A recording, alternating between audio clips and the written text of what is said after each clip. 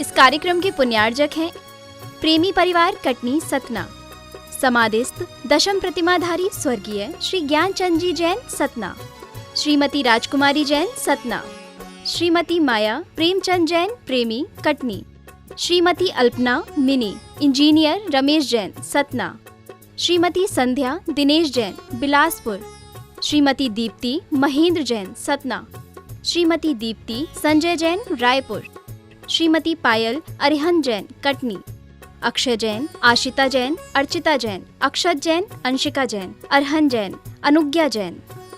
प्रेमी परिवार कटनी सतना। पशुधन बचाओ, जैविक खाद अपनाओ। आशीर्वाद प्राप्त कर रहे हैं आज के पुण्यार्जक परिवार विजय कुमार जी विश्व।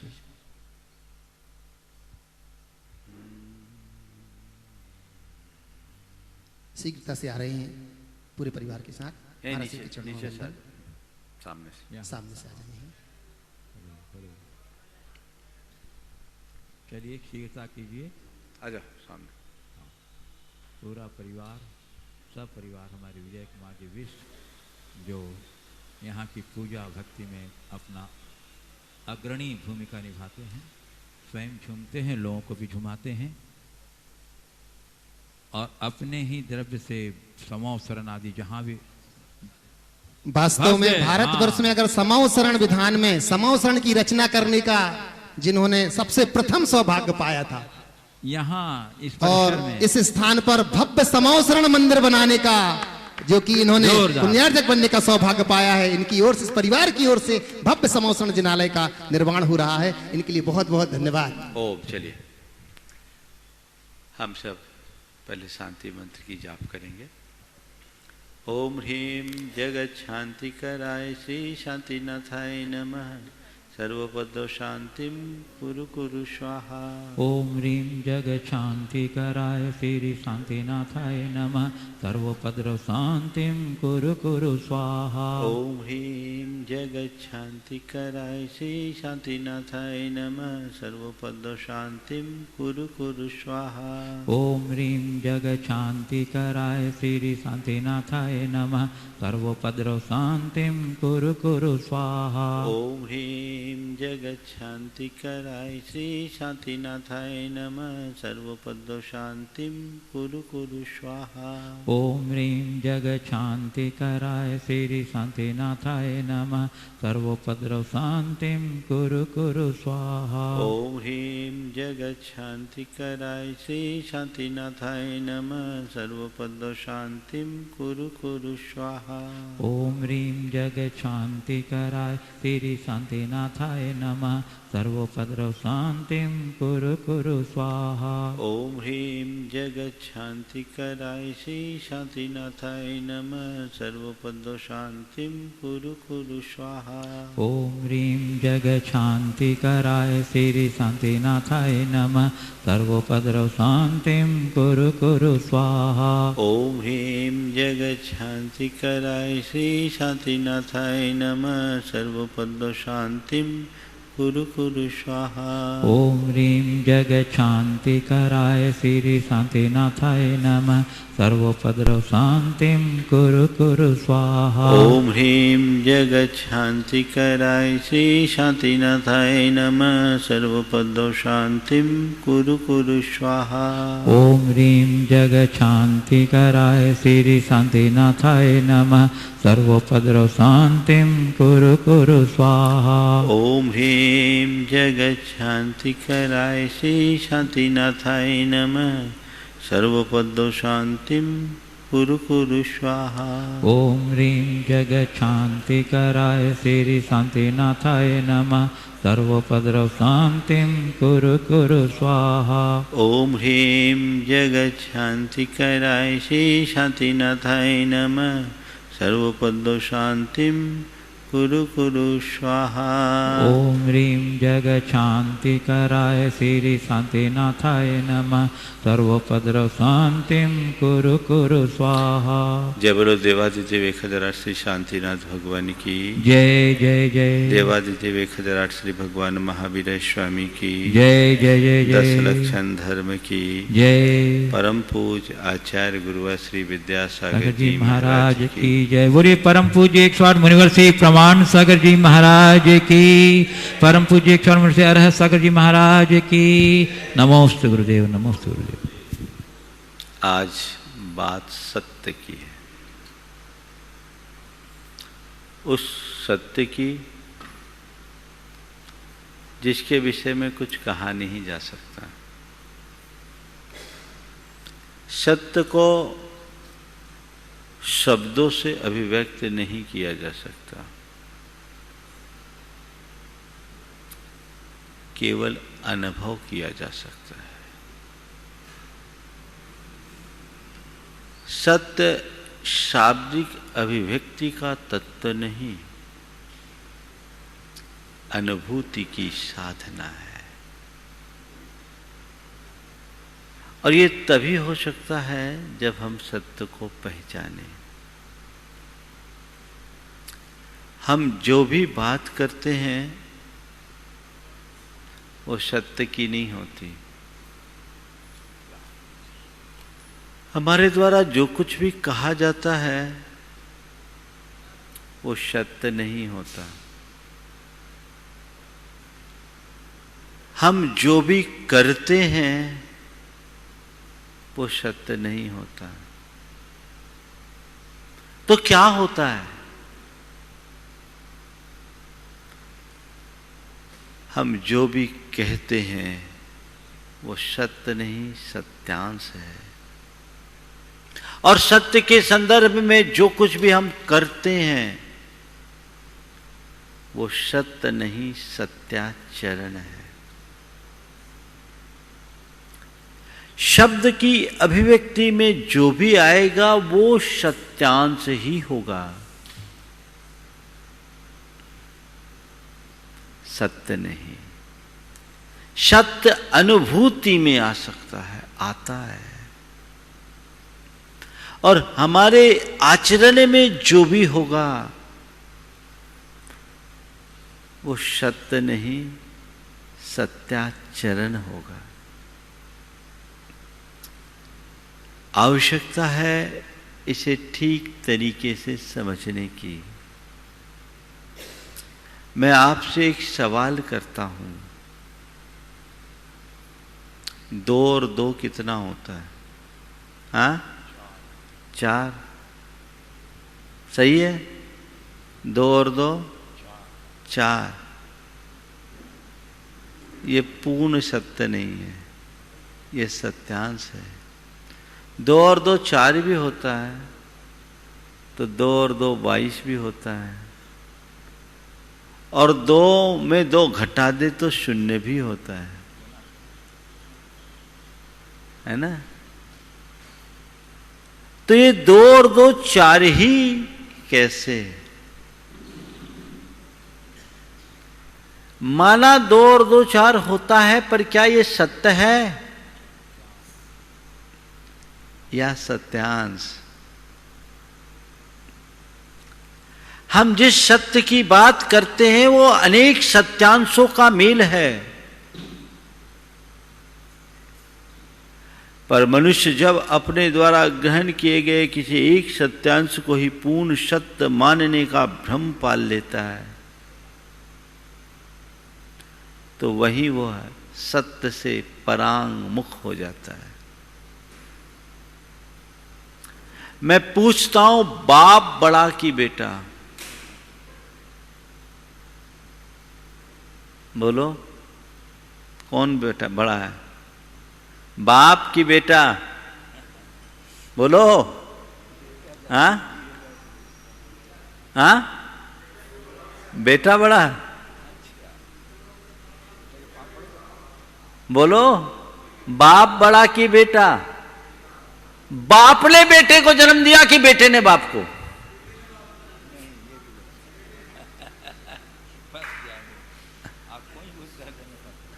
समझ रहे बात को? थोड़ा गहराई में समझने की कोशिश कीजिएगा।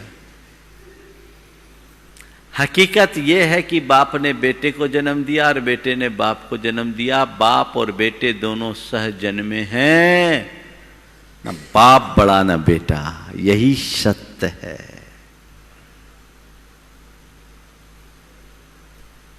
इस सत्य को जानने की जरूरत है। बड़े व्यापक संदर्भ में आज 4 बातें आपसे कहूंगा। सत्य को जानो, सत्य को भजो, सत्य को जियो और सत्य को पाओ। जानो, भजो, जियो, पाओ। सबसे पहली बात, सत्य क्या है वो जानो। क्या सत्य है? क्या सत्य है? संत कहते जो कुछ भी तुम्हें दिखाई पड़ रहा है सब झूठ है।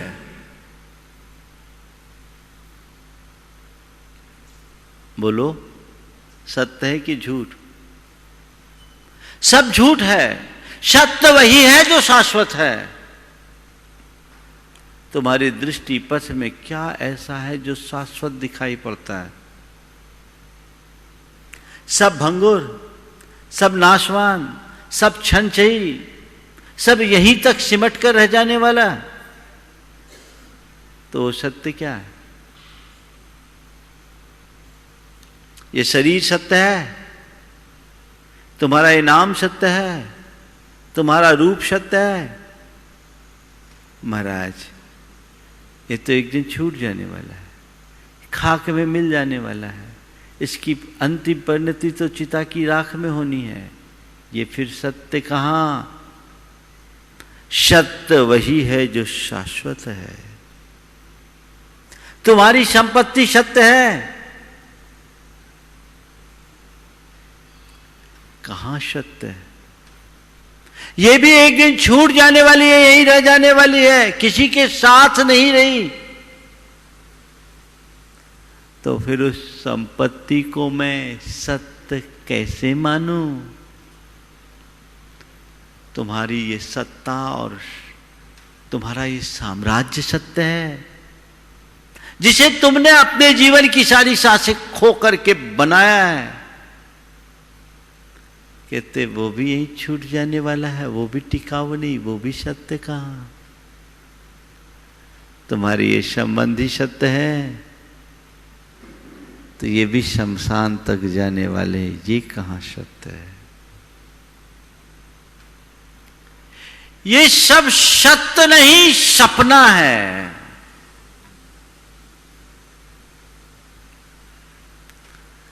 और सपने को सच मानना बड़ा भ्रम है। हर प्राणी एक सपने में जी रहा है। उसका अपना अपना सपना है और उसी सपने को यथार्थ मानकर चल रहा है। कोई व्यक्ति सपने में राजपद पाले, आहा, बड़ा राजा चक्रवर्ती बन गया, 6 खंड का अधिपति, 14 रत्न 9 निधियों का स्वामी बन गया। सारे राजा महाराजा चरणों में अपना शीश झुका रहे हैं, चक्रवर्ती है। मैं पूछता हूं, उस चक्रवर्ती का साम्राज्य कब तक का? क्या वो सत्य है? बोलो, क्या है? सत्य है? स्वप्न है जब तक सत्य है, और स्वप्न कब तक है? जब तक आंखों में नींद है। नींद खुलते ही सपना टूटता है तो भ्रम बहम खत्म। अरे ये तो सपना था, ये तो सब झूठा था, ये सत्य नहीं। अपनी वास्तविकता में आ जाते हो। चाहे कितनी भी बड़ी उपलब्धियां हों या चाहे जैसी विकट और भयावह स्थितियां हों, जितनी देर सपने में रहते हो तो हर्ष और घबराहट के भाव दिखते हैं। सपना टूटते ही सब कुछ सामान्य है। मनुष्य जब तक यथार्थ से अनभिज्ञ होकर जीता है, सत्य को स्वीकारता नहीं, भ्रम को यथार्थ मान करके चलता है, तभी तक उसे संसार के सुख दुख प्रभावित करते हैं। जिस दिन इस परम सत्य को जान लेता है कि ये तो सब झूठा संसार है, ये सपना है, ये सब क्षणभंगुर है, नाशवान है, कभी भी छूट जाने वाले हैं, तो न तो उनके प्रति उसके मन में आसक्ति होती है, न ही अभिमान। जीवन में सहज सरलता और सहजता प्रकट हो जाती है। जाने सत्य क्या है। संसार में जो कुछ भी दिख रहा है वह सब झूठ का पुलिंदा है। जानो उसे कि आखिरकार सत्य है क्या। बस यथार्थ दृष्टि से देखो तो तुम्हारे भीतर का जो परम तत्व है वह सत्य है, बाकी सब असत्य है। वो सत्य है, उस सत्य को पहचानने की कोशिश करो। सब क्षण भंगुर है। भंगुर को शाश्वत मान करके क्या करोगे। यहां आखिर कुछ भी टिकने वाला तो है नहीं। एक दिन सब छूट जाने वाला है। अपने परम तत्व को पहचानो, पर मनुष्य की पूरी जिंदगी बीत जाती है, जीवन के सत्य को पहचान नहीं पाता। संत कहते हैं सत्य दृष्टि के प्रकट होने पर ही सच्चा धर्म प्रकट होता है। इसी सत्य दृष्टि का नाम है सम्यक दर्शन। जानो मैं दे नहीं चेतन हूं, मेरे भीतर का जो आत्म तत्व है वही मैं हूं, बाकी सब झूठ है, असत्य है, कल्पना है, संयोग से मेरे साथ है, मेरे नहीं। जीवन का ये परम सत्य है। जिस दिन इस सत्य को पहचान लोगे, तुम्हारे जीवन की दिशा और दृष्टि सब बदल जाएगी। लेकिन लोग असत्य में ही जीते हैं। आखिरी में कहते हैं राम नाम सत्य है। जीते जी कोई नहीं सुनते। एक बार एक पंडित जी एक व्यक्ति के पास पहुंच गए उसके बेटे की शिकायत लेकर। बेटे की शिकायत लेकर पहुंच गए। कहा कि आप अपने बेटे को समझाओ, बहुत गलत बात बोलता है। पिताजी ने बोला क्या बोल दिया। बोले बहुत गलत बोलता, मैं मुंह से नाम नहीं ले सकता, बहुत गलत कहता है, इसको बोलो थोड़ी सभ्यता से पेश आए, ऐसी बातें ना करे, अशुभ बात कहता है।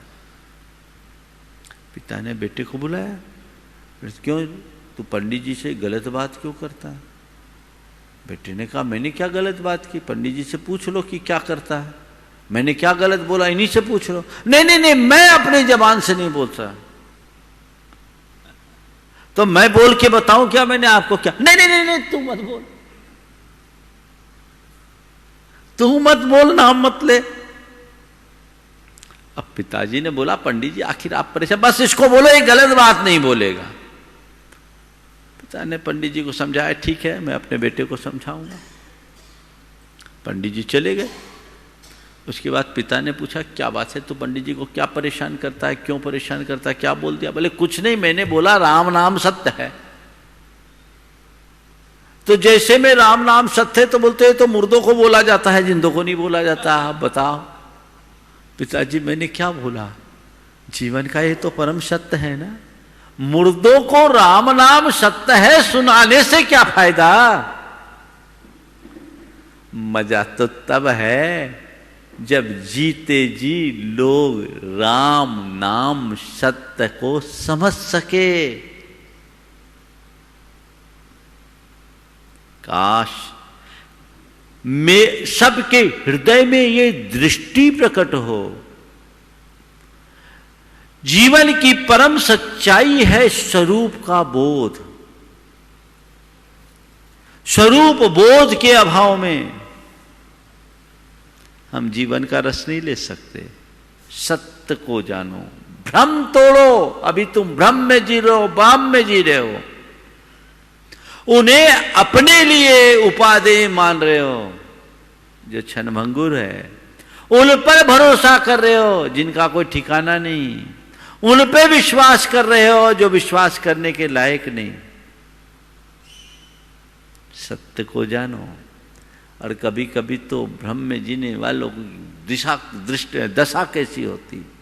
दो जुड़वा भाई थे, एक थोड़ा सरल था, दूसरा बड़ा शरारती था। एक सरल था, दूसरा शरारती था। अब विडंबना ये थी कि शरारती उपद्रव करता और पिटता सरल था, क्योंकि शक्ल दोनों की एक सी थी। उपद्रव शरारती करता और पिटता उसका सरल भाई। अब क्या हुआ, रोज का रोज ऐसे ही काम होता था। एक दिन वो सरल चित्त भाई बड़ा खुश दिख रहा था, बड़ा खुश दिख रहा था। किसी ने पूछा, भाई आज तुम इतने खुश क्यों दिख रहे हो, आज इतने खुश क्यों दिख रहे हो? बोले आज हिसाब पूरा हो गया। बोले क्या? बोला मेरा भाई उधम करता पिटता मैं था, आज तक वो शरारत करता और पिटाई मेरी होती, पर आज तो हिसाब चुकता हो गया। बोला क्या हो गया? बोला मरा मैं, दफनाया उसे गया। मरा मैं, दफनाया उसे गया। कितनी आत्मविस्मृति है। और ऐसी आत्मविस्मृति पूर्ण दृष्टि जिसकी रहेगी वो सत्य दृष्टि कैसे होगी?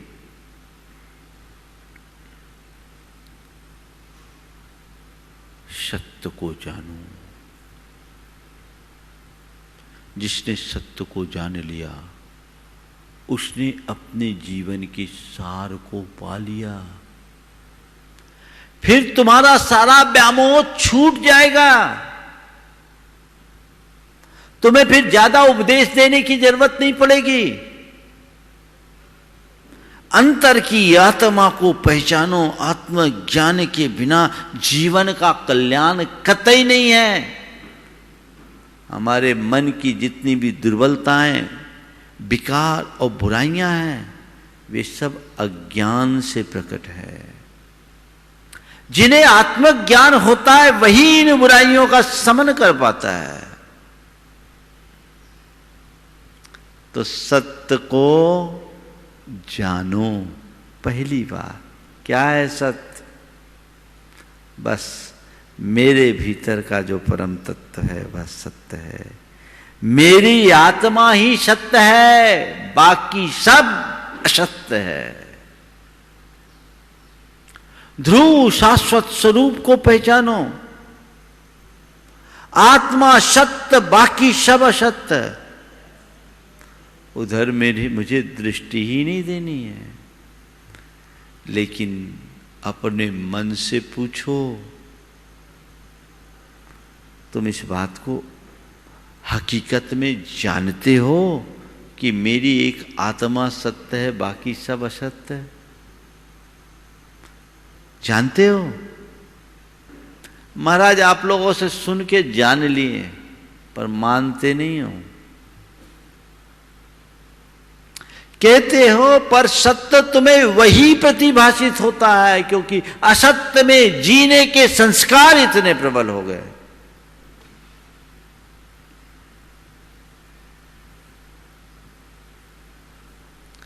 कहते हैं तनु ती तनय धन धाम धरणी सत्यवंत तह तृण सम वर्णी। जिसने सत्य को समझ लिया उसको ये सारा संसार जीर्ण तृण के समान लगने लगता है। सब बेकार की चीजें हैं। हमने तीर्थंकरों के चरित्र को सुना है, महापुरुषों के चरित्रों को पढ़ा है। चक्रवर्ती जैसा ठाट बाट और वैभव भी एक पल में उनने छोड़ दिया। क्यों? वो सत्य नहीं है, वो भुलावा है, छलावा है, धोखा है, सपना है। सत्य मेरे भीतर है, इसे जिसने जान लिया उसके जीवन की दिशा ही बदल जाती है। तो पहली बात सत्य को जानो, फिर सत्य को भजो। सत्य को भजने का मतलब सत्य देवता की मूर्ति बनाकर खूब पूजो। ऐसी पूजा तो लोग खूब करते हैं। संत कहते हैं सत्य को भजने का मतलब किसी सत्य नारायण की देवता के रूप में पूजा करना नहीं है। सत्य को भजने का मतलब असत्य से आसक्ति छोड़ना है और सत्य को अपना उपास्य बनाकर उसकी उपासना करना है। सत्याचरणी बनना है। सत्याचरणी बनने का मतलब मन, वाणी और व्यवहार में सत्य को उतारना है। मन, वाणी और व्यवहार में सत्य को उतारो, तभी हमारे जीवन का उद्धार होगा। अपने मन से पूछो, मन में सत्यता के प्रति कितना झुकाव? असत्य की तरफ मन क्यों लुढ़कता है? असत्य मतलब पाप, विकार, बुराइयां, इनकी तरफ मन क्यों लुढ़कता है? कभी विचार किया? केवल इसलिए कि हमारा मन उनमें मुग्ध है, आसक्त है। जन्म जन्मांतरों के संस्कार हमारे ऐसे जुड़े हुए हैं। हमें वही अच्छा लगता है, प्रिय लगता है, उसके प्रति ऐसा अमूर्त आकर्षण है जो हमें खींचता है।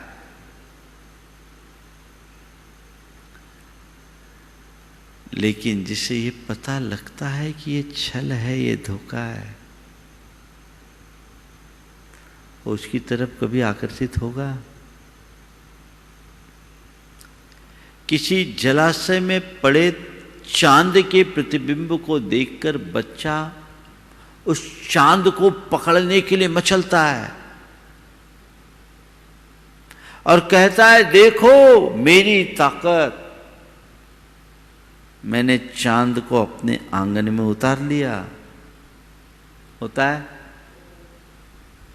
ऐसा कौन करता है?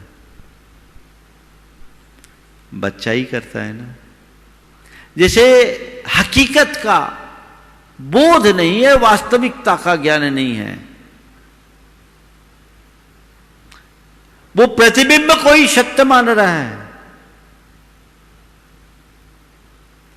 लेकिन जो जानता है कि चांद तो आसमान में ही यहां प्रतिबिंबित है, वो दिख नहीं रहा है। पानी में हम थोड़ी सी एक लहर उत्पन्न करेंगे, चांद कब गायब हो जाएगा पता नहीं। वो कभी उस चांद पर मुग्ध होगा? होगा क्या?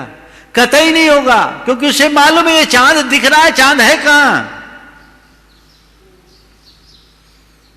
संत कहते हैं बस इसी सत्य को समझो, ये रोशनी है हकीकत में एक छल लोगो।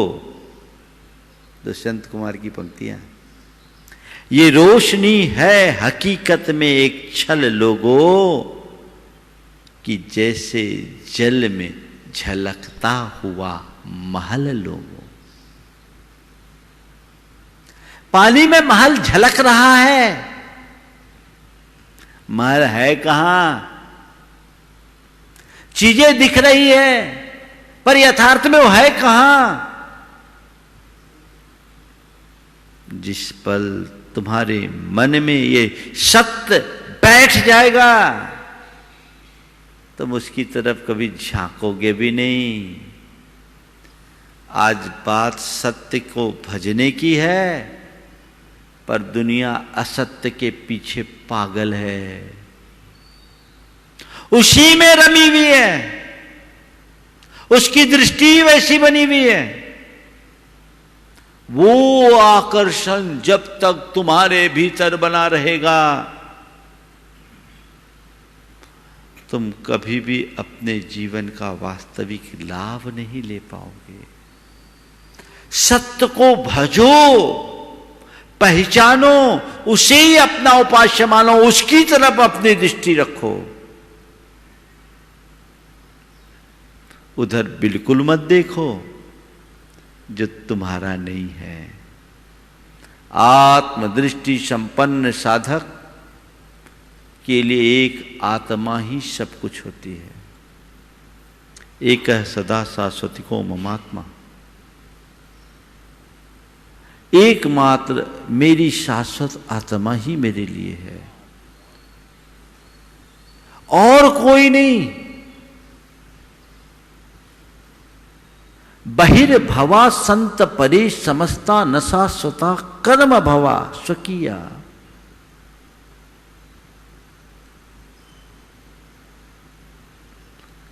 बस एक ही मात्र मेरी आत्मा, एक सदा शाश्वती को ममात्मा, विनिर्मल साधिगम स्वभाव। बहिर्भवा संत परे समस्ता न शाश्वता कर्म भवा स्वकीया। एकमात्र मेरी शाश्वत आत्मा ही मैं हूं, जो निर्मल स्वभाव है और ज्ञान स्वभावी है। मुझसे भिन्न जितने भी पदार्थ हैं, बहिर्भवा, जितने भी पदार्थ है वे सब कर्म भवा न स्वकीया। बहिर्भवा संत परे समस्ता न कर्म भवा स्वकीया। वे सब कर्म से उत्पन्न संयोग है, मेरे नहीं है। यही मेरे जीवन का परम सत्य है, तो मुझे उसी सत्य की सेवा करनी है, मुझे उसी सत्य की पूजा करनी है, मुझे उसी सत्य को भजना है। आत्मदृष्टि जगाना ही सच्चे अर्थों में सत्य की उपासना है। तो सत्य को जानो, सत्य को भजो, सत्य को जियो। क्या जियो? आत्मा को केंद्र बना करके जियो, सत्याचरणी बनो। प्राय हम जब भी सत्य की बात बोलते हैं, सत्य बोलो, सत्य बोलो, सत्य बोलो। बोलना सत्य है, पर बोलना मात्र सत्य नहीं है। सत्याचरणी बनो, उस सत्य को पाने के लिए जो आचरण है वो सत्याचरण कहलाता है। और उसके लिए मनुष्य को चाहिए भावना, वाणी और व्यवहार तीनों स्तर पर सत्य को प्रतिष्ठापित करे। भावना के स्तर पर सत्य, मन में सत्य होना चाहिए। मन में सत्य की प्रतिष्ठा का मतलब निश्चलता, निष्कलुषता, पवित्रता, सदा सहिता और सद्भावना जैसे गुण हृदय में विकसित हो। यदि तुम्हारे मन में छल कपट, दौर्मनस्य, दुर्भावना, ईर्ष्या, जलन, कुढ़न, क्रोधादि विकार भरे हैं तो अभी तुम्हारी भावना में सत्य प्रतिष्ठापित नहीं हो सका। अभी तुम सत्य से बहुत दूर बहुत दूर बहुत दूर हो। निश्चलता, और जो अपनी आत्मरूप सत्य को पहचान लेता है वो इन सब बातों में उलझता भी नहीं है। किसके लिए उलझूं, क्यों कर उलझूं, इसका आखिर लाभ क्या है? अपने मन से पूछो, मेरे भावों में सत्यता का स्थान कितना? हृदय की पवित्रता के बिना भावों का सत्य कभी स्थापित नहीं हो सकता, प्रकट नहीं हो सकता। और जब तक भावों में सत्य नहीं तब तक जीवन में धर्म नहीं।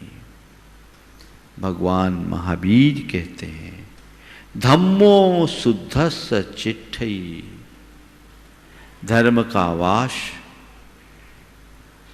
पवित्र हृदय में होता है।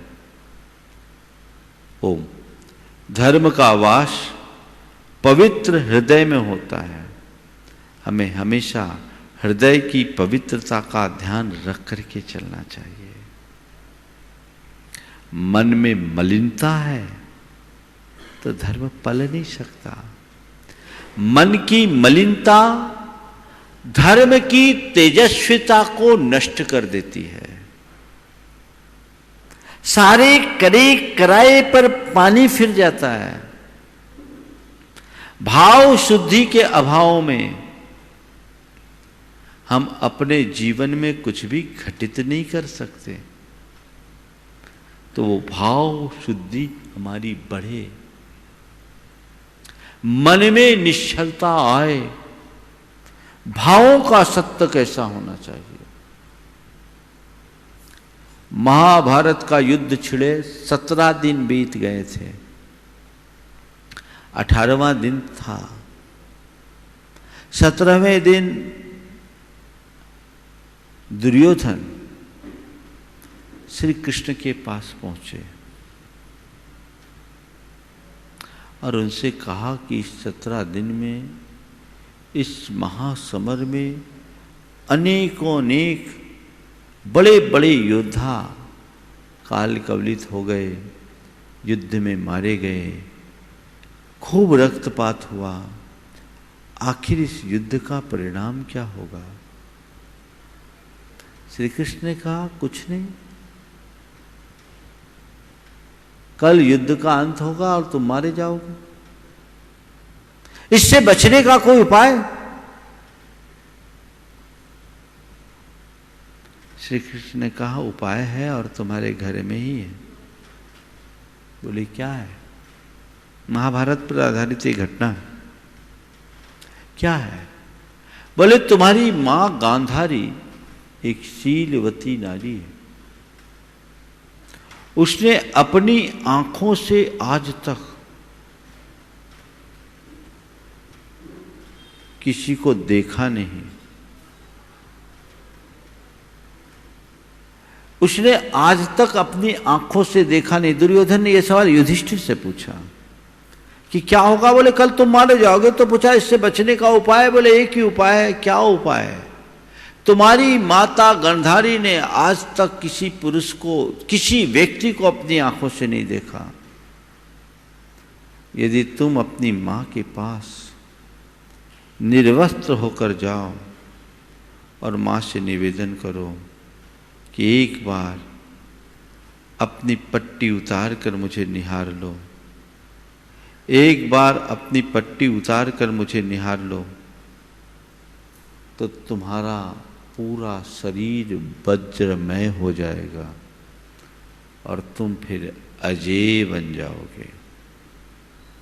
युधिष्ठिर ने बड़ी सरलता पूर्वक अपने मूल शत्रु को ये मंत्र दे दिया। दुर्योधन सुबह सुबह अंधेरे में निर्वस्त्र होकर मां से मिलने के लिए जाने को उद्यत हुआ। रास्ते में श्री कृष्ण मिल गए। उन्होंने कहा ये तो माजरा ही बिगड़ जाएगा। उन्होंने दुर्योधन से कहा कहाँ जा रहे हो? बोले माँ से मिलने जा रहे हो। बोले क्यों? माँ अगर देख लेगी तो मेरा शरीर अभेद्य हो जाएगा। श्री कृष्ण ने कहा दुर्योधन थोड़ा सोचो, माँ के पास जाओगे निर्वस्त्र होकर, क्या शोभा देगा? कम से कम अपने गुप्तांगों को तो आच्छादित कर लो, अपने गुप्तांग पर तो आवरण डाल लो। दुर्योधन को बात सही लगी। उसने केले के छाल से, केले के पत्ते से अपने गुप्तांगों को ढका और गांधारी के पास जाकर कहा कि माँ एक बार पट्टी उतार कर मुझे देख ले, नहीं तो फिर तो जीवन में कभी नहीं देख पाएगी। कहते हैं गांधारी ने अपनी पट्टी उतार कर दुर्योधन को देखा। उसकी दिव्य दृष्टि से दुर्योधन का पूरा शरीर वज्रमय हो गया, पर जो आवृत गुप्तांग था वो रह गया और उसी गुप्तांग के प्रहार पर दुर्योधन की मृत्यु हुई।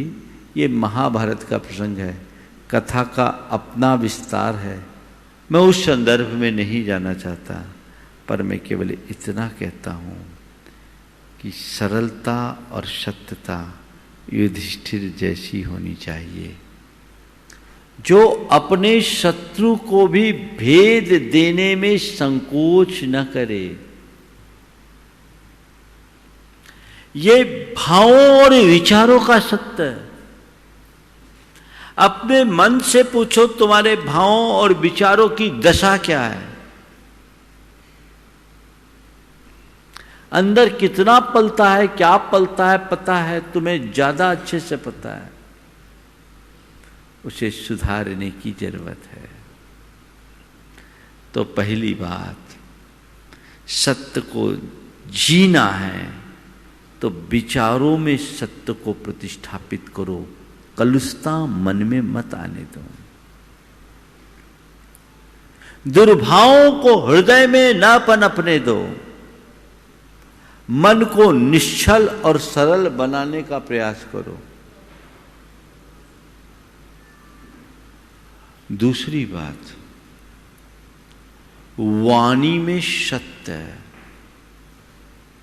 वाणी में सत्य का मतलब केवल सच बोलना नहीं, सच के साथ साथ प्रिय बोलना भी, हितकर बोलना भी।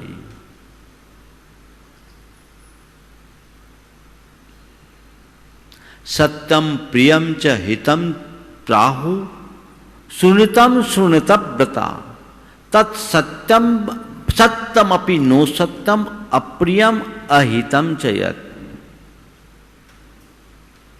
सत्य बोलो, प्रिय बोलो, सत्य के साथ प्रियता होनी चाहिए, तभी वो सच है। वो सत्य भी असत्य है जो अप्रिय और अहितकर है।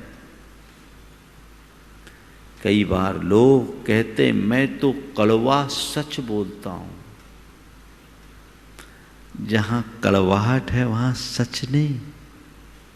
सच तो माधुर्य का प्रसाद प्रकट करता है, वहां कड़वाहट कहां? सच्चे के साथ साथ अच्छा भी होना चाहिए। अगर वो अप्रिय है तो अस्वीकार है, अहितकर है तो अस्वीकार है। अपितु किसी के उद्धार की इच्छा से तुम्हारे मुख से कोई असत्य भी बोल दिया गया तो वो स्वीकार है। लेकिन ऐसा सत्य जिससे किसी का अहित हो जाए वो कतई स्वीकार नहीं है। तो सच बोलते समय हमें बहुत सावधानी रखने की जरूरत है। हित मित प्रिय मधुर शब्दों का प्रयोग करें। कुछ खास बातों का ध्यान रखें। आरोप परख शब्दों से बचें। जब भी किसी पर बात करे तो उस पर कोई आरोप न लगाए। तुमने ऐसा किया, वैसा किया, तुमने ये कर दिया, वो कर दिया। सीधे सीधे आरोप लगाओगे, आदमी के मन को चुभेगा। अपमान परक शब्द न कहो। ऐसे शब्द जिससे व्यक्ति को अपमान सा महसूस हो, डांट फटकार, तर्जना भर्सना, सबके बीच जलील करने जैसे शब्दों का प्रयोग, ये अपमान परक शब्द है। इससे सदैव बचना चाहिए। आलोचना परक शब्दों का प्रयोग न करें। ऐसे शब्द जिसमें सामने वाले की बुराई हो, इससे बचे। और आदेश परक शब्दों का प्रयोग न करें। आदेश ऑर्डर किसी को स्वीकार बर्दाश्त नहीं होता, रिक्वेस्ट सब मान लेता। अनुरोध परक शब्दों का प्रयोग करें तो आपके वचनों में बड़ा माधुर्य होगा, प्रियता साथ में होगी। ये हमें ख्याल रखने की जरूरत है। तब हम सच्चे अर्थों में सत्याचरणी होंगे। इस तरफ हमारी दृष्टि होनी चाहिए। संत कहते हैं अप्रिय सत्य मत बोलो और प्रिय झूठ मत बोलो। सत्यम ब्रियात प्रियम ब्रियात ना ब्रियात सत्यम अप्रियम ना नृतम च प्रियम ब्रियात ऐसा धर्म सनातन।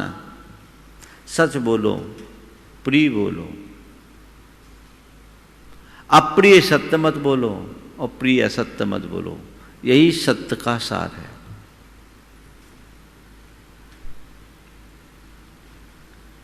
एक राजा था, वो एकाक्षी था, मैंने उसकी एक ही आंख खुली थी।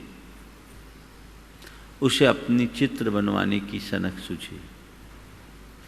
राज से बड़े बड़े चित्रकारों को बुलाया। चित्रकारों ने सोचा कि राजा का यथार्थ चित्र बनाएंगे तो राजा उसको बर्दाश्त नहीं कर पाएगा। एक चित्रकार ने राजा की दोनों आंखें सलामत बना दी। दूसरे ने कहा झूठ बोलना नहीं है, तो राजा जैसा था वैसा चित्र बना दिया। तीसरे ने जो चित्र बनाया वो बिल्कुल अद्भुत था। राजा तीनों चित्रकारों को बुलाया, अपने चित्र प्रदर्शित करो। प्रदर्शन स्थल पर राजा गया। पहला चित्र देखा तो राजा को प्रसन्नता नहीं हुई, क्योंकि दोनों आंखें सलामत थी।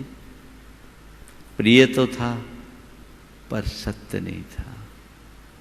दूसरा चित्र बनाया तो उसे देखकर राजा एकदम क्षुब्ध हो गया, क्योंकि सत्य तो था, प्रिय नहीं था, एक ही आंखें थी।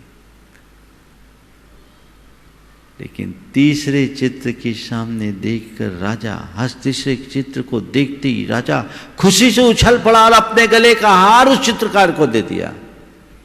क्यों? क्योंकि तीसरे चित्रकार ने राजा का चित्र शिकारी मुद्रा में बनाया था और एक हाथ उसके एक आंख के पास लगा दिया और दूसरे से वो संधान साध रहा था।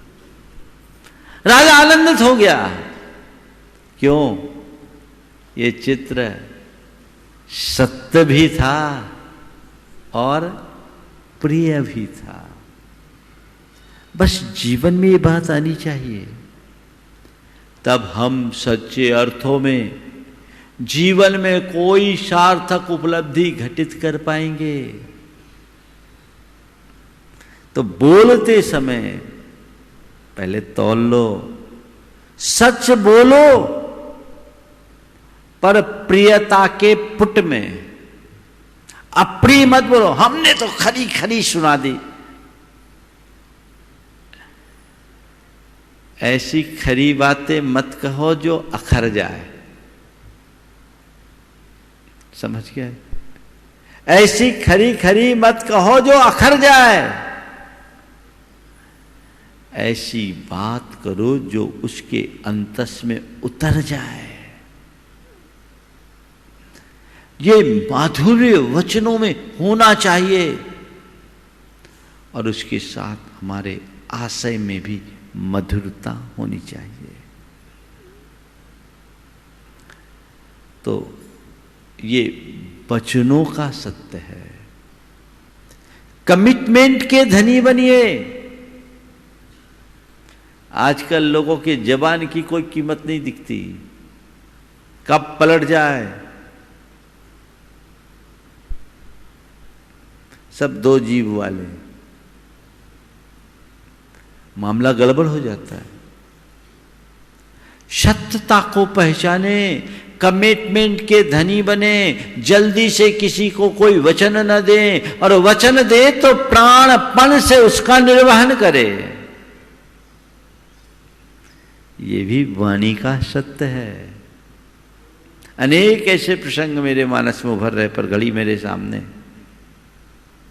जिसमें लोगों ने अपने वचनों को निभाया है,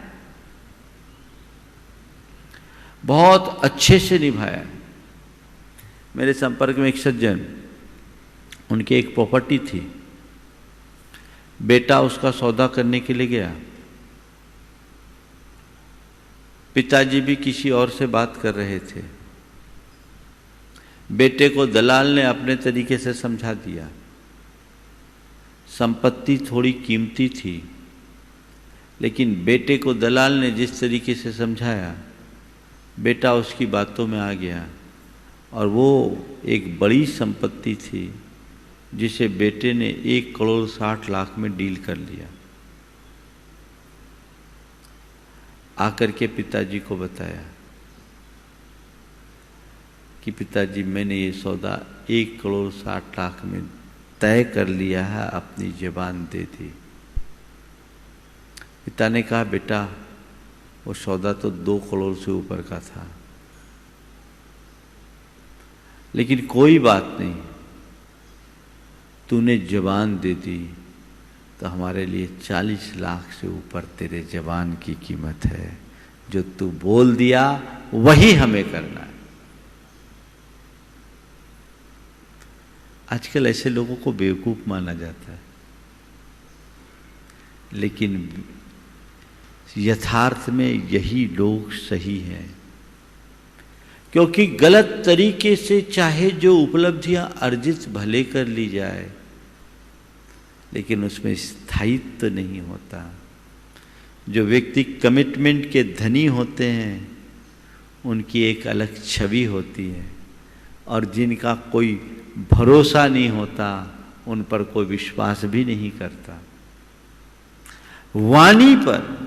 वाणी में सत्य होना चाहिए, व्यवहार में सत्य, अपने जीवन में ईमानदारी, निश्चलता हो, ये व्यवहार का सत्य हो, स्वार्थपरता न हो। तुम्हारे सामने चाहे जैसा भय हो, प्रलोभन हो, दबाव हो, प्रभाव हो, अपनी निष्ठा से न डगमगाना ही व्यवहार का सत्य है। चाहे जैसा हो जाए, जो आदमी ईमानदार होते हैं वो हर हालत में सत्याचरणी होते हैं। मैं बिहार कर रहा था,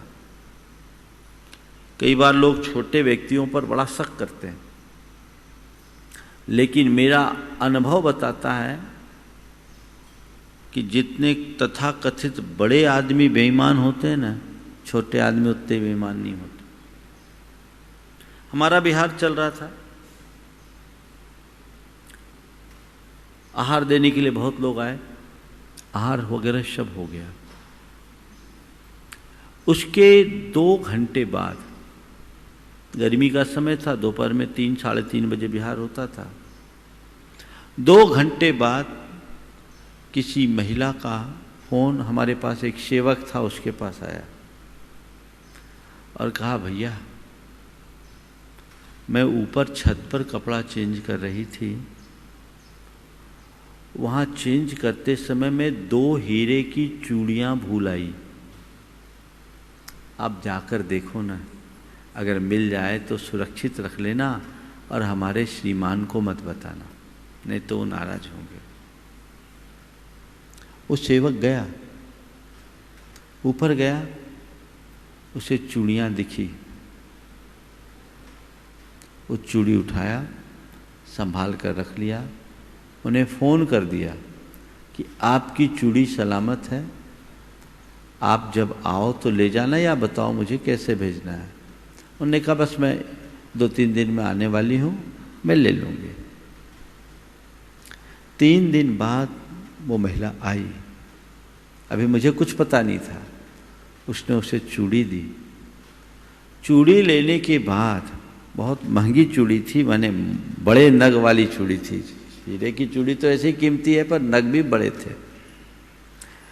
चूड़ी देने के बाद वो महिला बहुत खुश हुई और उसे इनाम स्वरूप 5,000 रुपया देना चाहा। उसने दोनों हाथ जोड़े, बोले ये मुझे नहीं चाहिए, मुझे लेना होता तो मैं आपकी पूरी चूड़ी दबा लेता, कौन देखने वाला था, वहाँ तो कोई शब्द, मुझे ये बिल्कुल नहीं चाहिए, आप मुझे शर्मिंदा न करें, मैं छोटा हूँ पर अपने में जो हूँ अच्छा हूँ, खोटा नहीं हूँ, आप मुझे माफ़ करें। तब वो महिला उस सेवक को लेकर मेरे पास आई, बोले महाराज मैं इसकी ईमानदारी की अजीज हो गई। ये सोच, काश यदि किसी दूसरों के हाथ लगता तो हो सकता है कोई करोड़पति महिला भी उसे दबा लेने का भाव कर लेती। व्यवहार में सत्य हो, ये हमें दिखना चाहिए। छोटी छोटी बातों में अपना ईमान खोना बहुत बड़ी नादानी है। लेकिन आज क्या कहें, 2-2 रुपयों के पीछे लोग अपना ईमान बेच देते हैं। वो व्यक्ति सत्यनिष्ठ कैसे होगा? उसके धर्म का मतलब कहां है? उल्टा मैं आपको बताऊं, मैं समेत शिखर में था, बेलगांव के विधायक संजय पाटिल दर्शन के लिए आए थे, गुनायतन से जुड़े हैं, गुनायतन के ट्रस्टी हैं, भगवान के दर्शन कर रहे हैं। उनके पास एप्पल का एक मोबाइल था, वो भगवान के सामने की टेबल पे रख दिए और जाप कर रहे, आंखें बंद करके। जाप कर पूरी हुई, आंखें खोली, मोबाइल गायब, हड़कंप मच गया।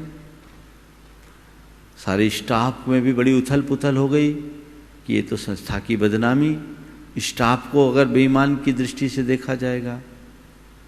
छानबीन की गई, सीसी कैमरा लगा हुआ था, क्लोज सर्किट कैमरा लगा हुआ था, लोगों ने कैमरे के फुटेज देखे, आप दंग रह जाओगे।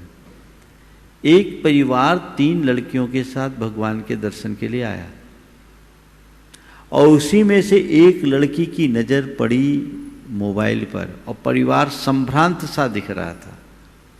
लड़की ने भगवान के दर्शन करने की जगह मोबाइल उठाई और चल दी। अब बोलो, ऐसे लोगों को क्या कहेंगे? ये तो फुटेज था, तो सबकी इज्जत बच गई। फुटेज नहीं होता तो गड़बड़। ये क्या है? ये कौन सा व्यवहार? धर्म क्षेत्र में भी असत्य व्यवहार, समेत शिखर जैसे तीर्थ स्थल की वंदना करने के लिए आने वाला परिवार, और भगवान के सामने से मोबाइल चुरा रहा है। 50-60 हजार लाख रुपए का मोबाइल होगा, और क्या होगा?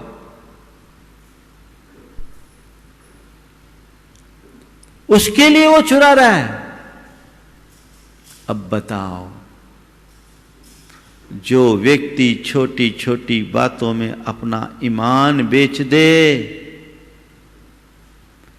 वो 3 काल में अपना उद्धार नहीं कर सकता।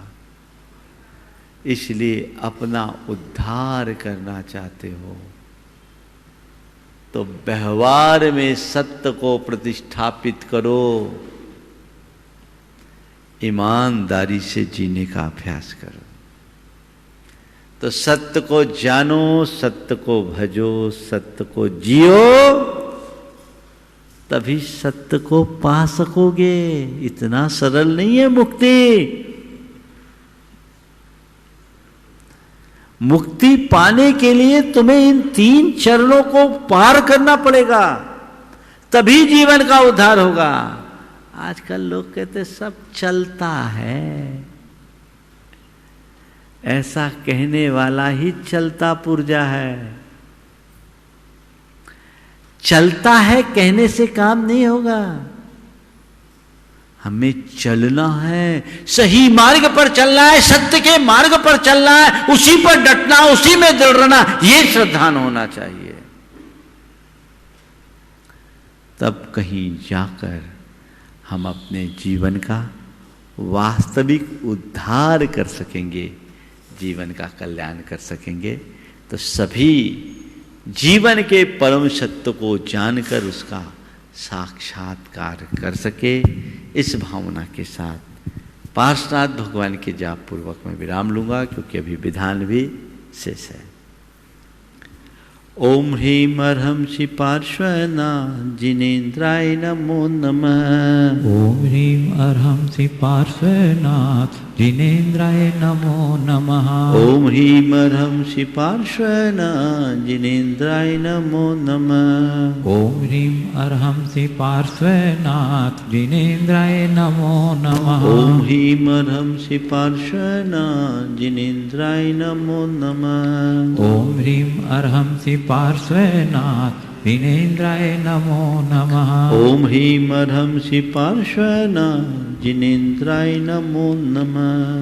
ओम ह्रीम अर्हंसि पार्श्वनाथ जिनेन्द्राय नमो नमः। ओम ह्रीम अर्हंसि पार्श्वनाथ जिनेन्द्राय नमो नमः। ओम ह्रीम अर्हंसि पार्श्वनाथ जिनेन्द्राय नमो नमः। ओम ह्रीम अर्हंसि पार्श्वनाथ जिनेन्द्राय नमो नमः। ओम ह्रीम अर्हंसि पार्श्वनाथ जिनेन्द्राय नमो नमः। ओम ह्रीम अर्हंसि पार्श्वनाथ जिनेन्द्राय नमो नमः। ओम ह्रीम अर्हंसि पार्श्वनाथ जिनेन्द्राय नमो नमः। ओम ह्रीम अर्हंसि पार्श्वनाथ जिनेन्द्राय नमो नमः। ओम ह्रीम अर्हंसि पार्श्वनाथ जिनेन्द्राय नमो नमः। ओम ह्रीम अर्हंसि पार्श्वनाथ जिनेन्द्राय नमो नमः। ओम ह्रीम अर्हंसि पार्श्वनाथ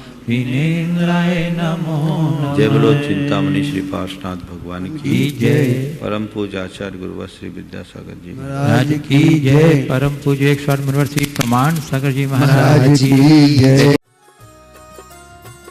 इस कार्यक्रम के पुण्यार्जक थे प्रेमी परिवार कटनी सतना, समाधिस्थ दशम प्रतिमाधारी स्वर्गीय श्री ज्ञानचंद जी जैन सतना, श्रीमती राजकुमारी जैन सतना, श्रीमती माया प्रेमचंद जैन प्रेमी कटनी, श्रीमती अल्पना मिनी इंजीनियर रमेश जैन सतना, श्रीमती संध्या दिनेश जैन बिलासपुर, श्रीमती दीप्ति महेंद्र जैन सतना, श्रीमती दीप्ति संजय जैन रायपुर, श्रीमती पायल अरिहंत जैन कटनी, अक्षय जैन, आशिता जैन, अर्चिता जैन, अक्षत जैन, अंशिका जैन, अरहन जैन, अनुज्ञा जैन। प्रेमी परिवार कटनी सतना, पशुधन बचाओ, जैविक खाद अपनाओ।